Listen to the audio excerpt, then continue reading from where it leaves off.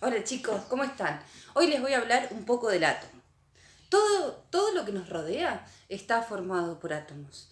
El aire que respiramos, la tierra, nuestro propio cuerpo, todo está formado por átomos. El átomo es el componente básico de la materia. No podríamos ni imaginarlo lo chiquito que es un átomo. Pero bueno, hay algunos científicos que sí pudieron imaginarlo y empezaron a pensar cómo era que estaba formado este átomo. Los invito a ver un pequeño video explicativo donde veremos los distintos modelos atómicos que han surgido en el tiempo. Siglo V a.C., Leucipo afirmaba que la materia podía dividirse en pedazos cada vez más pequeños hasta llegar a un punto en que ya no podía dividirse más. Demócrito llamó a este pedazo átomo, que significa sin división o indivisible. El primer modelo atómico fue de Dalton en 1808, quien rescata las ideas de Leucipo y Demócrito, en el cual explica que el átomo es como una esfera sólida indivisible. Para el año de 1897, Thomson dijo que el átomo era una esfera la cual tenía una carga positiva y además tenía incrustados unas partículas llamadas electrones con carga negativa. Este modelo atómico también es llamado modelo de pudín de pasas. En 1911, Rutherford comprueba que el átomo no era una esfera, sino que se encontraba hueco, y en el centro se encontraba un núcleo con una carga positiva y los electrones con carga negativa se encontraban girando sobre el núcleo. A este modelo atómico se le llama también modelo planetario. En 1913, Bohr concluye que en el núcleo del átomo se encuentran dos tipos de partículas, unas con carga positiva a las que llamó protones y otras sin carga a las que llamó neutrones, y alrededor de este núcleo se encontraban los electrones con carga negativa, los cuales están girando en órbitas circulares o niveles de energía bien definidos, y llamó electrones de valencia a los electrones que se encuentran en la última capa o nivel de energía, los cuales son los encargados de unirse con otros átomos y les proporcionan sus características particulares. En 1916, Sommerfeld argumenta que las órbitas o niveles de energía de los átomos son elípticas y no circulares, y además existían subniveles dentro de los niveles de energía. En 1924, Rödinger plantea un modelo matemático también llamado modelo cuántico ondulatorio. No se puede saber con exactitud la ubicación del electrón y por lo tanto él habla de nubes de probabilidad en donde podríamos encontrar a los electrones. Y finalmente el modelo actual surgió en 1928, propuesto por Dirac Jordan, que es un modelo mecánico cuántico en donde ya no se habla de órbitas, sino de orbitales, que son regiones en el espacio en donde la probabilidad de encontrar a los electrones es máxima. Interesante, ¿no? A cierta ciencia. Qué interesante, ¿no? Todos los modelos que han pensado y todos tan distintos. En este caso, el que vamos a tomar para trabajar va a ser el modelo de Bohr. El átomo de Bohr. Bohr se imaginaba un átomo que tenía un núcleo y en ese núcleo íbamos a poder encontrar los protones que tenían carga positiva y los neutrones que no tenían carga. Además, alrededor de él vamos a encontrar órbitas donde van a estar girando estos electrones. Si ustedes se fijan con atención, en este dibujo vamos a tener 6 protones, o sea, 6 positivos acá adentro. Y si contamos, vamos a tener 6 electrones orbitando, ¿sí? El átomo, que es eléctricamente neutro, siempre tiene la misma cantidad de protones que de electrones. Los átomos son las partículas que constituyen la materia. Existen muchos tipos distintos de átomos, pero todos tienen algo en común. Están formados por 3 partículas subatómicas: los protones, que tienen carga positiva, los electrones, que tienen carga negativa, y los neutrones, que no poseen ninguna carga. En cada átomo, los protones y los neutrones se posicionan en el núcleo, el cual se ubica en el centro, mientras que los electrones están continuamente desplazándose y girando alrededor del núcleo, en lo que llamamos la corteza.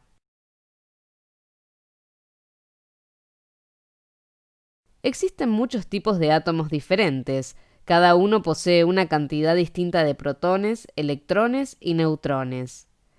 Para representarlos y diferenciarlos, se utilizan letras y 2 números, el número másico y el número atómico. Veamos de qué se trata. La letra X es el símbolo del elemento químico. La letra A es el número másico y la letra Z es el número atómico. El número atómico indica la cantidad de protones que posee el átomo, mientras que el número másico indica la cantidad de protones más neutrones que tiene el átomo en su núcleo. Veamos un ejemplo. Como dijimos, las letras Na indican el nombre del elemento químico, que en este caso es el sodio. Z, el número atómico, es 11. Esto nos indica que el sodio tiene 11 protones.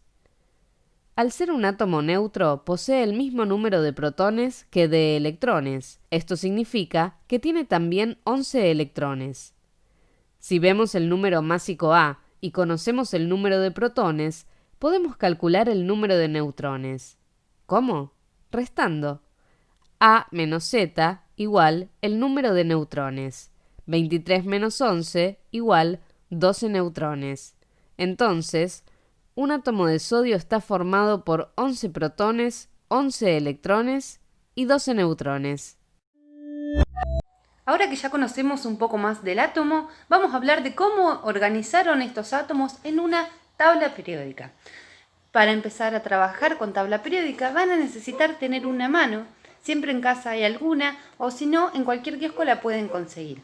Vamos a ver cómo organizaron los científicos estos elementos en una tabla. Durante mucho tiempo se pensó que todo el universo estaba formado por la combinación de 4 elementos básicos: la tierra, el agua, el fuego y el aire. Después de investigaciones descubrieron que la materia es más compleja y que los elementos eran más de 4. Entonces fue necesario ordenarlos en una tabla para facilitar su comprensión y manejo.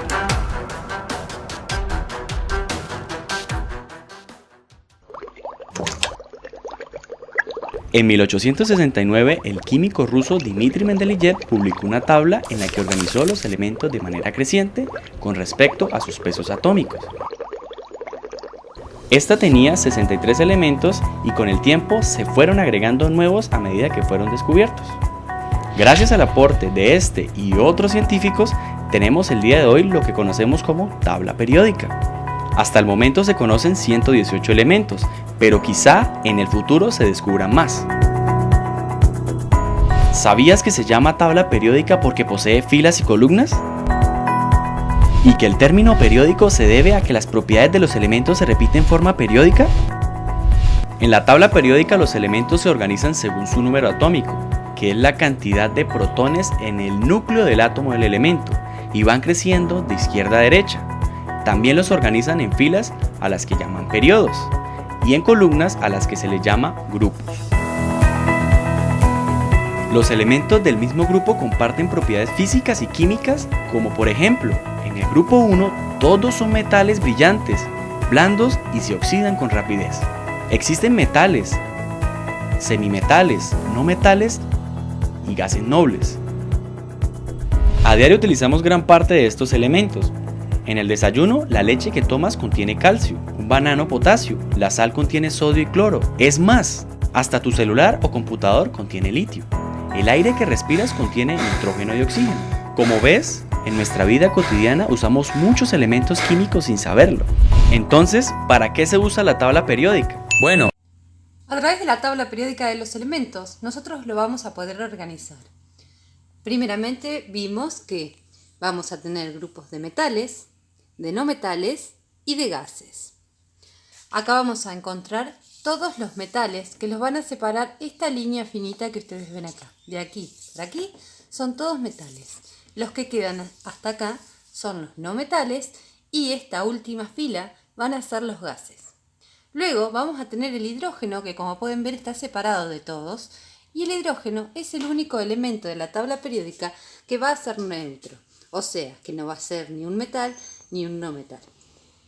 Luego, lo que vamos a poder organizar en la tabla va a ser los elementos a través de su número Z, o sea, su número atómico, que es la cantidad de protones y de electrones que va a tener cada uno. El número Z, que es el numerito de arriba, me va a indicar la cantidad de protones. Por lo tanto, como el átomo tiene la misma cantidad de electrones, el cloro va a tener 17 protones y 17 electrones. El numerito de abajo, que es el número A, la masa atómica, me va a indicar la cantidad de protones y de neutrones que va a tener. Por lo tanto, cuando yo reste este numerito A menos el número Z, me va a dar la cantidad de neutrones. 35 menos 17 me dan los neutrones. Cuando quiera contestar las actividades 3 y 4, voy a tener que tener en cuenta esto. El nombre del elemento, en este caso, es cloro, y su símbolo es Cl. El número Z, que es el numerito de arriba, 17. Esto me indica la cantidad de protones, por lo tanto, de electrones.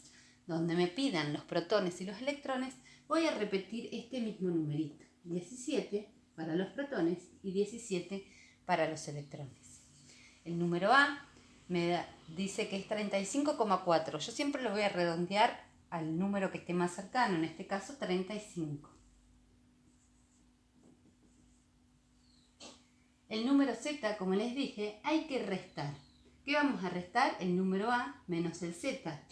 35 menos 17, 17 es igual a 18. O sea que va a tener 18 neutrones en su núcleo. Y la clasificación que me pide es si es un metal, un no metal o un gas. En este caso el cloro va a ser un no metal. Espero que se haya entendido y que puedan realizar las actividades 3 y 4 que se encuentran más abajo. Igualmente, en el trabajo práctico hay una explicación escrita sobre esto mismo. Mucha suerte y cualquier duda que tengan me consultan a mí o a Julián.